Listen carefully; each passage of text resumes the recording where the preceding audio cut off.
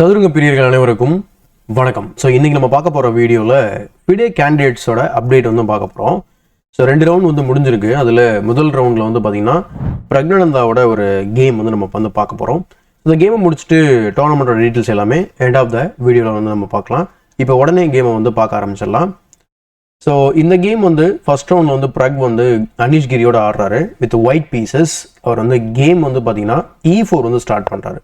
கிரி வந்து ஒரு Sicilian specialist அப்படின்னு சொல்லி சொல்லுவாங்க. ஏன்னா அந்த அளவுக்கு ஒரு கோர்ஸ்லாம் வந்து பண்ணியிருக்கிறாரு.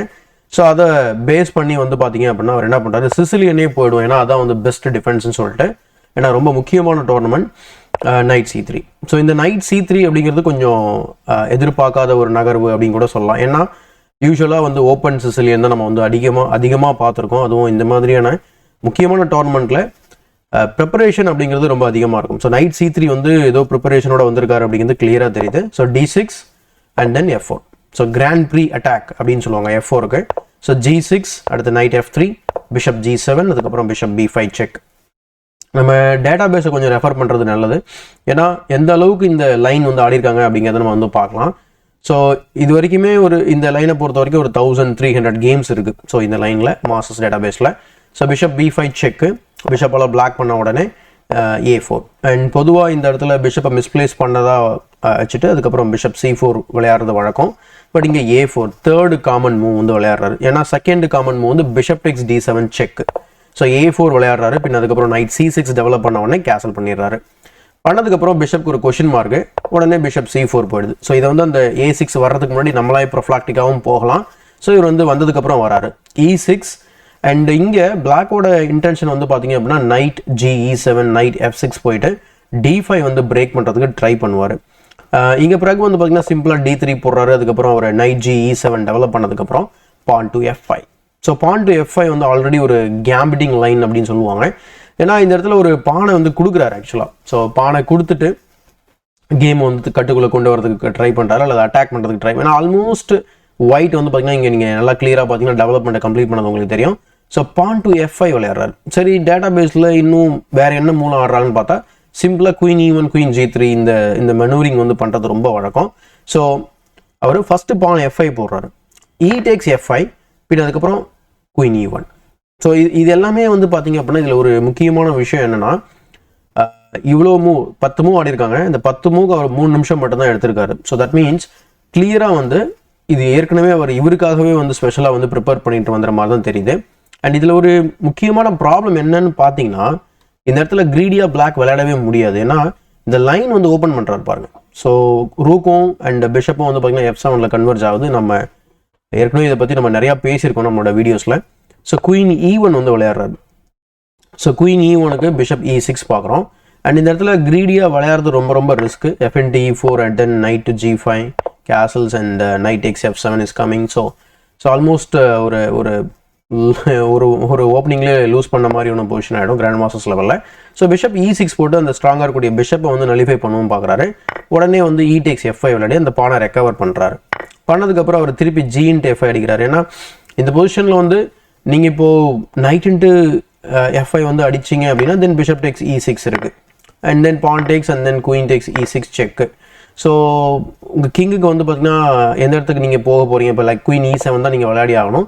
அண்ட் தென் குயினை வந்து ஆக்டிவாக வச்சுக்கலாம். அண்ட் தென் நீங்கள் தேவையில்லாமல் பிஷப் பேர்லாம் கொடுக்குற மாதிரி இருக்கும். ஏன்னா நைட் D5 இஸ் கமிங், அடுத்த bishop G5, rook E1. So இது வந்து கிளியர் வின்னிங் சொல்ல முடியாது. பட் இந்த ஒரு ஸ்மால் எட்ஜ் வந்து கிராண்ட் மாஸ்டர் லெவலில் போதுமானதாக தான் இருக்கும். அதுக்காக தான் வந்து இந்த மாதிரி அவர் விளையாடுறாரு. ஸோ பொசிஷன் வந்து க்ளோஸ் பண்ணி வச்சுப்போம். நம்ம இன்னும் டெவலப்மெண்ட் வந்து அந்த அளவுக்கு பண்ணலை. ஸோ அதனால் நம்ம பொசிஷனை க்ளோஸ் பண்ணிட்டு பொறுமையாக வந்து விளையாடுவோம் அப்படின்னு சொல்லி அவர் ட்ரை பண்ணுறாரு. ஸோ பிஷப் E6, அதுக்கப்புறம் பானை கொடுக்குறாரு. கொடுத்ததுக்கப்புறம் குயின் D7 குயின் ட்ரேட் பண்ண நினைக்கிறாரு. ஸோ ஆப்வியஸ்லி இந்த இடத்துல குயின் ட்ரேட் பண்ணணுமா அப்படிங்கிறது ரொம்ப ஒரு யோசிக்கக்கூடிய ஒரு விஷயம். ஏன்னா இவ்வளோ தூரம் பண்ணிவிட்டு நம்ம குயின் ட்ரேட் பண்ணுறது அந்த அளவுக்கு நல்லது கிடையாது. ஸோ குயின் C4 போயிட்டு அவர் குயின் சைடில் கேன்சல் பண்ண வைக்கிறாரு. இப்போது இந்த பொசிஷன் நீங்கள் அசஸ் பண்ணீங்க அப்படின்னு சொன்னால் 2 பேர்கிட்டையும் வந்து பார்த்தீங்கன்னா ஈக்குவலான மெட்டீரியல் தான். எந்த ஒரு பெரிய இம்பேலன்ஸும் கிடையாது. இம்பேலன்ஸ் அப்படின்னு நம்ம பார்க்கும்போது பான் ஸ்ட்ரக்சரில் மட்டும்தான் இருக்குது. ஸோ இந்த பானை வந்து டார்கெட் பண்ண முடியுமா, பண்ணி வின் பண்ண முடியுமான்றதான் remaining game.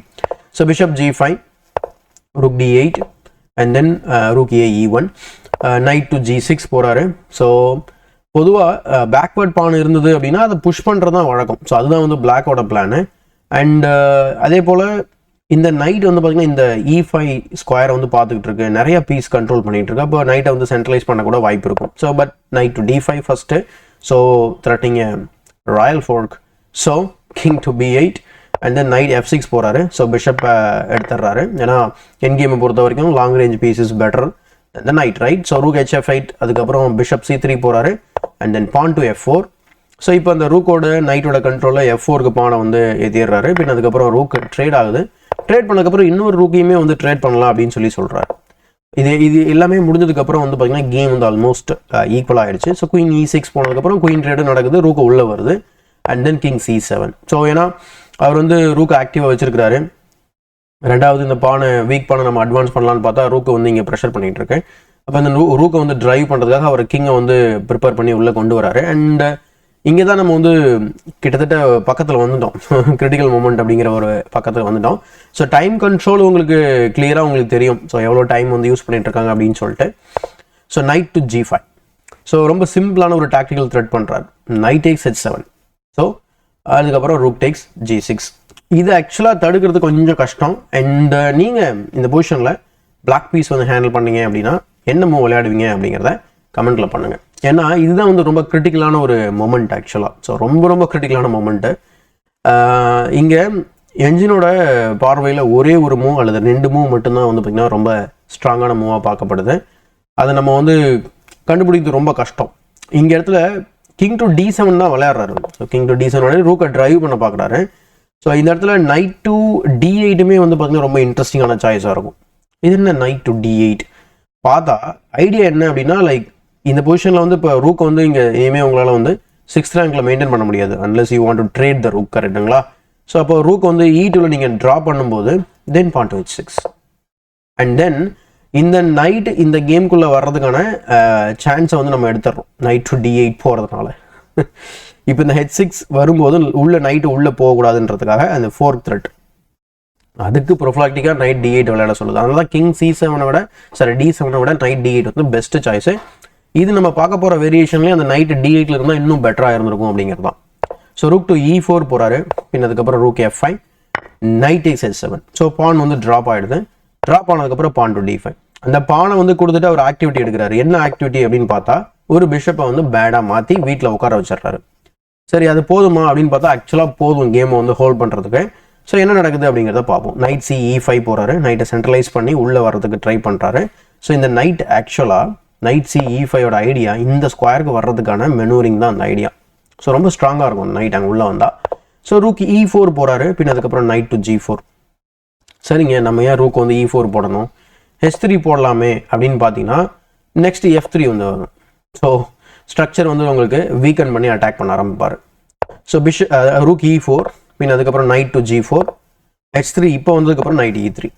So night E3 நல்லா ஜம்முன்னு வந்து உள்ளே உட்காந்துருச்சு. ஸோ நைட் வந்து பானோட சப்போர்ட்டில் தான் உட்காந்துருக்கு. அதை அண்டர்மைன் பண்ணுறதுக்கு பான் டு C3. ஸோ நைட்டு திரும்ப D5 போகுது. D5 போனதுக்கப்புறம் அவர் H4 போடுறாரு.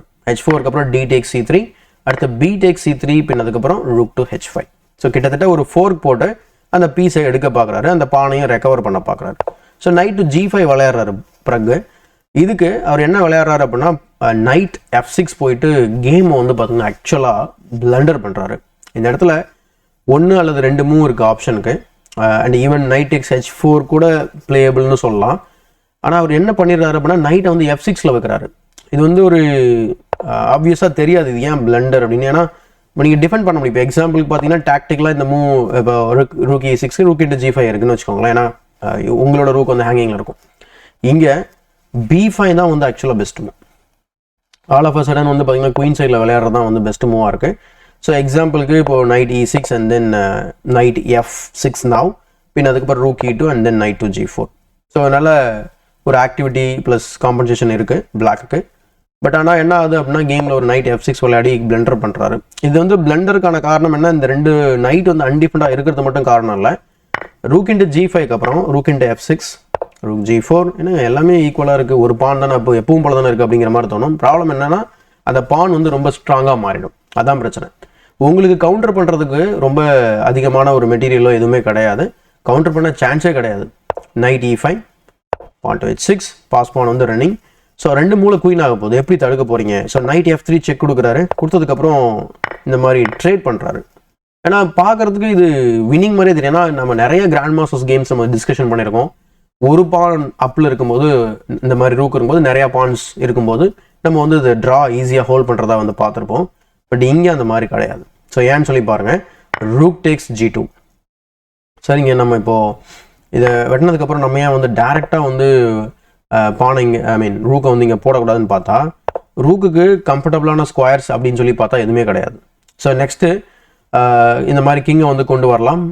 நீங்கள் லெட்ஸ் சே b5 குயின் சைடில் விளையாடுறீங்க அப்படின்னா, தென் லெட்ஸ் சே ஓகே டேக்கும் பண்ணலாம், அல்லது ஐ திங்க் இந்த பானை வெட்டிடலாம் நம்ம. ஸோ இந்த மாதிரி இருக்குது, அல்லது a5 போடலாம். ஸோ a5க்கு அப்புறம் நம்ம என்ன பண்ண போகிறோம் அப்படிங்கிறது, ஓகே b4 நீங்கள் ஒரு பாஸ் பான் கிரியேட் பண்ணுறீங்க வச்சுக்கலாம். ஸோ பாஸ் பான் கிரியேட் பண்ணதுக்கப்புறம் rook into a6.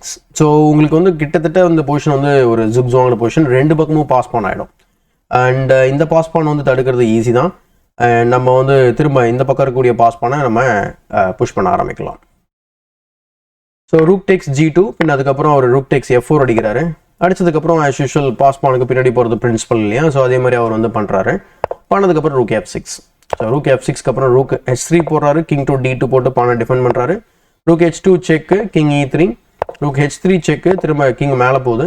And then pawn to c4. ஏதோ வீக்னஸ் கிரியேட் பண்ண ட்ரை பண்ணுறாரு, பட் கேப்சர் பண்ணதுக்கப்புறம் அந்த c3 பானை வெட்டுறாரு. And then king to f5. ஏன்னா நீங்கள் வந்து இப்போது உங்கள் கிங்கை வச்சு ரூக்கோட பொசிஷனை டிஸ்டர்ப் பண்ணிங்கன்னா ரூக் சிம்பிளாக வந்து பார்த்தீங்கன்னா ஆப்போசிட் சைடில் போயிடும். ஸோ ஃபஸ்ட்டு அந்த செக்லேருந்து எஸ்கேப் ஆகும். ஏன்னா ட்ரா பண்ணும்போது செக்கில் வரக்கூடாது, டைம் லாஸ் ஆகும். ஸோ கிங் e7க்கு அப்புறம் அவர் ரூக் b6 விளையாடுறாரு. ரூக் b6க்கு அப்புறம் rook into c4 and then pawn to h7. So pawn to h7க்கு அப்புறம் சிம்பிளாக டிசைன் பண்ணிடுறாரு.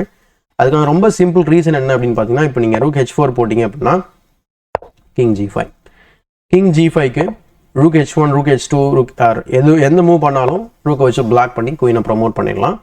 அல்லது இந்த இடத்துல நீங்கள் ரூக் இன்ட்டு h7 அடிச்சிங்க அப்படின்னா தென் ஸ்கீவர் இருக்குது.